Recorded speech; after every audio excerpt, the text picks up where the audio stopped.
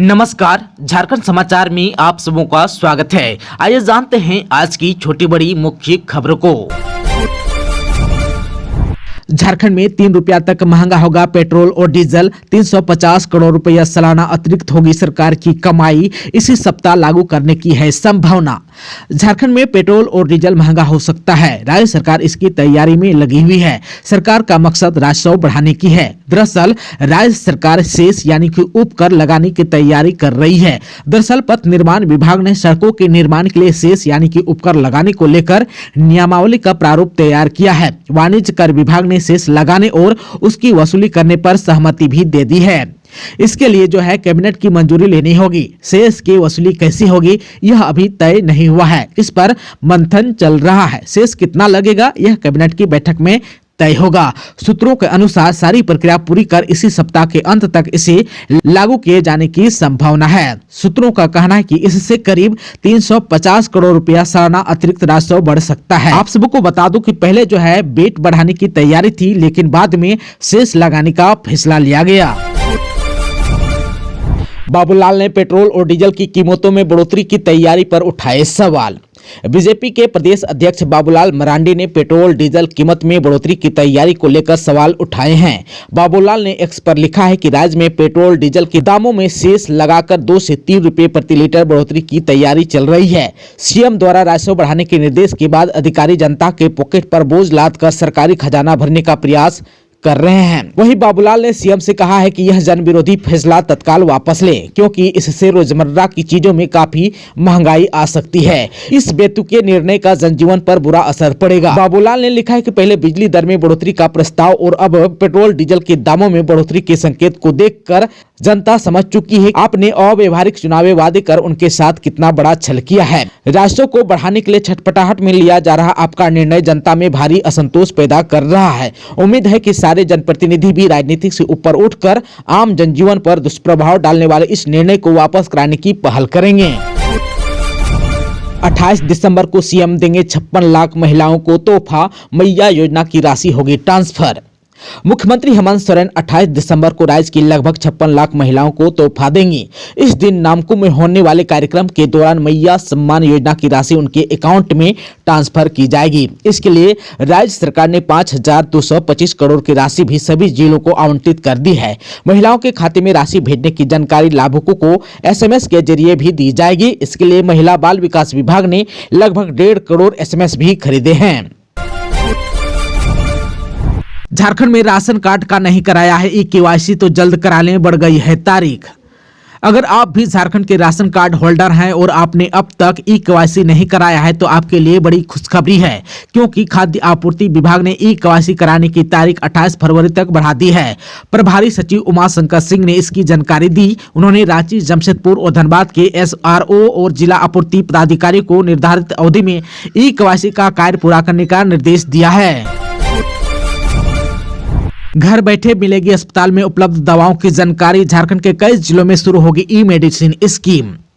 झारखंड के कई जिलों में ई-औषधि योजना शुरू होने जा रही है। जिन जिलों में इसका संचालन होना है उनमें रांची, लोहरदगा, गुमला, हजारीबाग, गोड्डा, गढ़वा, गिरिडीह, बोकारो और धनबाद जिले के नाम शामिल हैं। इसके शुरू होने के बाद फायदा ये होगा कि आपको एक क्लिक पर घर बैठे ही अस्पताल में उपलब्ध दवाओं की जानकारी मिल सकेगी। स्वास्थ्य, चिकित्सा और परिवार कल्याण विभाग ने आयुष्मान आरोग्य मंदिर में ई-औषधि योजना लागू करने का निर्देश दिया है। आयुष्मान भारत डिजिटल मिशन के तहत इस सिस्टम को लागू किया जाना है। ड्रग्स एंड वैक्सीन डिस्ट्रीब्यूशन को इस योजना को शुरू करने को कहा गया है। इससे संबंधित पत्र जारी कर कहा गया है कि वे मुख्य चिकित्सा पदाधिकारी को इसे लेकर दिशा निर्देश जारी करें। झारखंड में नए साल में लगेगी ठंड, बादल भी बरसेंगे। 29 को पूरे झारखंड में बारिश की है संभावना, फिर गिरेगा न्यूनतम तापमान।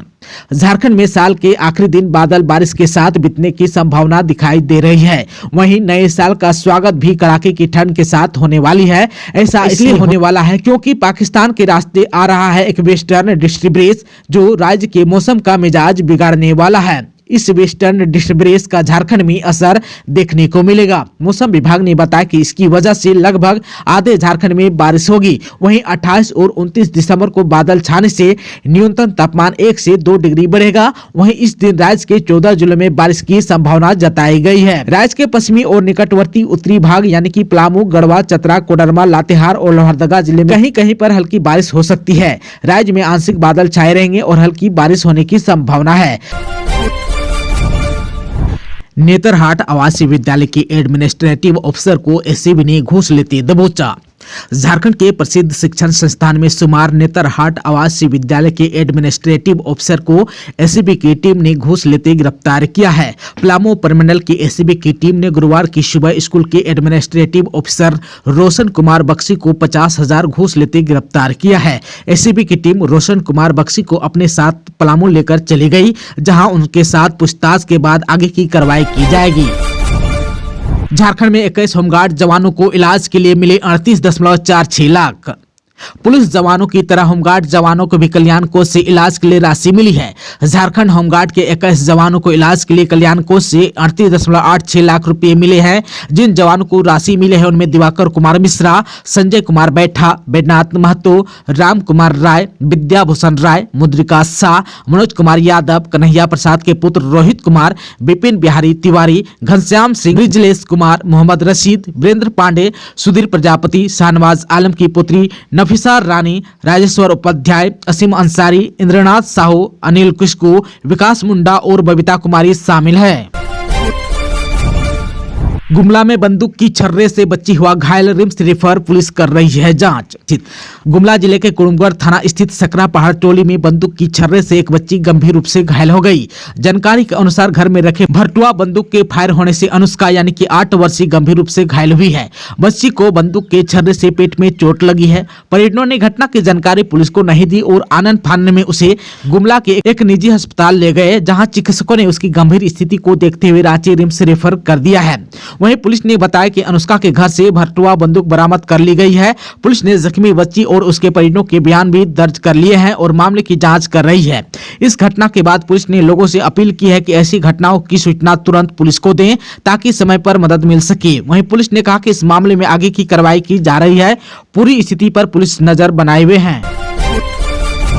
रघुवर दास आज पहुंचे रांची, कल ले सकते हैं बीजेपी की सदस्यता, मिल सकती है बड़ी जिम्मेदारी। झारखंड के पूर्व मुख्यमंत्री और ओडिशा के निवर्तमान राज्यपाल रघुवर दास गुरुवार को यानी कि आज 3 बजे रांची पहुंचे। राज्यपाल के पद से इस्तीफा देने के बाद वह दोबारा सक्रिय राजनीति में वापस लौटेंगे। आप सबको बता दूं कि कल यानी कि शुक्रवार को वह बीजेपी की सदस्यता ले सकते हैं। राजनीतिक गलियारों में चर्चा तो यह भी है कि संगठन उन्हें कोई बड़ी जिम्मेदारी दे सकता है। धनबाद में अवैध संबंध में चाकू से गोद कर युवक की हत्या, शव को खेत में गाड़ा। धनबाद के हरिहरपुर थाना क्षेत्र अंतर्गत हरिहरपुर गांव निवासी बिरजू सिंह उर्फ टिकला, जिनका उम्र 40 वर्ष का शव पुलिस ने बुधवार को कोरकोटा गांव के पास एक दलदली खेत से बरामद किया।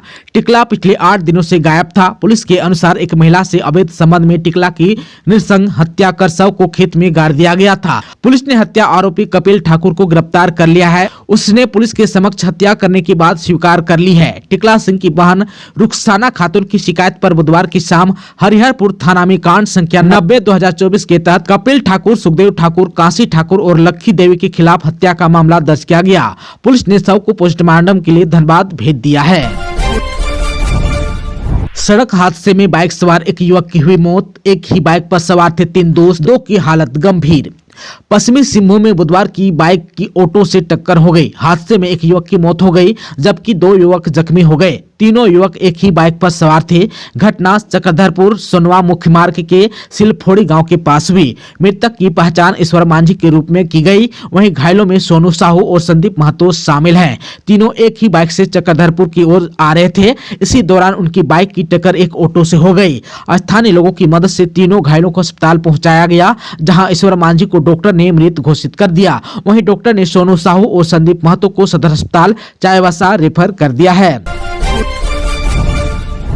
गुमला में टेम्पो पलटने से बच्ची की हुई मौत। हादसे में एक ही परिवार के 5 लोग घायल। क्रिसमस मनाकर लौट रहे थे घर।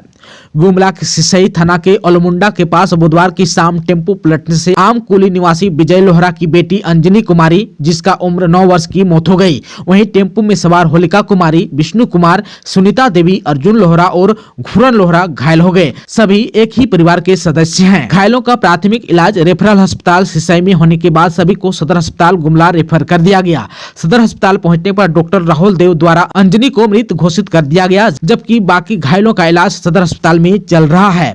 घटना के संबंध में मृतका के पिता विजय लोहरा ने बताया कि वे सभी टेम्पो से अलमुंडा स्थित अपने रिश्तेदार के यहां क्रिसमस मनाने गए थे, जहां से अपने घर आमकुली लौटने के क्रम में अलमुंडा ढलान के पास टेम्पो अनियंत्रित होकर पलट गया और यह हादसा हुआ। जो है बच्ची का शव को गुरुवार को सदर अस्पताल में पोस्टमार्टम के बाद परिजनों को सौंप दिया गया। आदित्यपुर पुलिस ने 2 अपराधियों को किया गिरफ्तार, देसी कट्टा और गोलियां बरामद, मर्डर करने की थी योजना। आदित्यपुर पुलिस ने अपराधी कर्मी सुभाष प्रमाणिक और उसके सहयोगी प्रताप कुमार मुंडा उर्फ कर्तव्य मुंडा को गिरफ्तार कर न्यायिक हिरासत में भेज दिया है। पुलिस ने उनके पास एक देसी कट्टा, 2 जिंदा गोली, एक बाइक और एक मोबाइल फोन बरामद किया है। यह गिरफ्तारी एक विशेष पुलिस कार्रवाई के दौरान हुई, जो अपराधियों के खिलाफ की गई थी।